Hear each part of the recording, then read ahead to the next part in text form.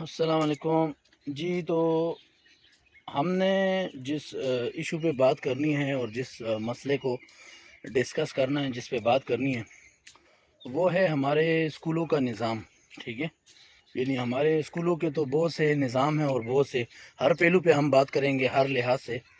لیکن آج میں جس موضوع پہ بات کروں گا وہ ہے ہمارے اسکولوں میں رٹا رٹایا سسٹم۔ چھوٹی کلاس سے آپ دیکھ لیں، کلاس 1 سے لے کے اوپر تک، میٹرک تک، F A, F S C تک، ہمارے ہاں کوئی نظام نہیں ہے۔ یہاں تک کہ آپ اگر کتابیں دیکھ لیں کسی کلاس کی بھی اٹھا کے، اس میں انگلش ہے، اردو ہے، اسلامیات ہے، میتھ ہے، اور اس کے علاوہ جو ہے نا سائنس کی کتاب ہے۔ پھر آگے جائیں 9 10 میں آپ کو بایو، کیمسٹری، فزکس، یہ کتابیں ملتی ہیں۔ تو سارا نظام ہی جو ہے نا دھرم برم ہے، مطلب سارا رٹا رٹایا سسٹم ہے۔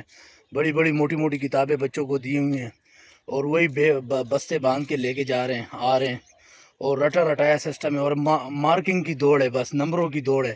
جس نے جتنا بہتر رٹ لیا اور انہی الفاظ کو اسی طرح اس نے جو ہے نا پیپر میں، ایگزام میں دے دیا، بس اس کو کہتے ہیں کہ یہ مارکس، یہ بچہ اچھا ہے، یہ جو ہے نا قابل ہے، یہ فرسٹ آئے گا اور اس کو اتنے مارکس دو۔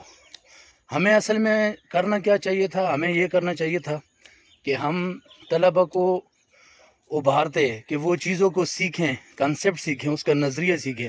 اب مثال کے طور پہ میں سائنس کی کتاب پڑھ رہا ہوں، ٹھیک ہے؟ اب سائنس کی کتاب میں کوئی ایسی چیز آ گئی، کوئی نظریہ آ گیا، میں اس کو سمجھوں اپنی زبان میں، چاہے میں ہندکو میں سمجھتا ہوں، پشتو میں، سندھی میں، بلوچی میں، اردو میں، جس زبان میں بھی میں سمجھتا ہوں، میں اس کو گیٹ کروں، گیٹ کر کے پھر استاد مجھے کہے کہ آپ اس طرح کریں، آپ نے جو یہ نظریہ پڑھا ہے اس کو آپ اپنی زبان میں، لازمی نہیں آپ اردو میں لکھیں، اپنی زبان میں جو بھی آپ کو آتا ہے، آپ انگلش میں لکھ سکتے ہیں، انگلش میں لکھیں، اردو میں، ہندکو میں، پنجابی میں، جس میں لکھ سکتے ہیں، لیکن آپ کو نظریے کی سمجھ آنی چاہیے کہ یہ کیا بات ہے، ہم نے کیا پڑھا ہے، اور اس چیز کو ایز اے پریکٹیکل کر کے دکھائیں۔ پھر طلبہ میں جو ہے نا دلچسپی پیدا ہوگی۔ اصل میں یہ کام تو حکومتوں کا تھا اور اداروں کا تھا کہ وہ اس کو درست کریں، اپنے اسکولوں میں جو ہے نا نافذ کریں، محکمہ تعلیم کا تھا، لیکن وہ چونکہ نہیں کر رہے، تو یہ کام تو ہم انفرادی طور پہ بطور استاذ، بطور پرنسپل، بطور اسکول کے مالک کے ہم یہ کام نافذ کر سکتے ہیں اپنے اسکولوں میں۔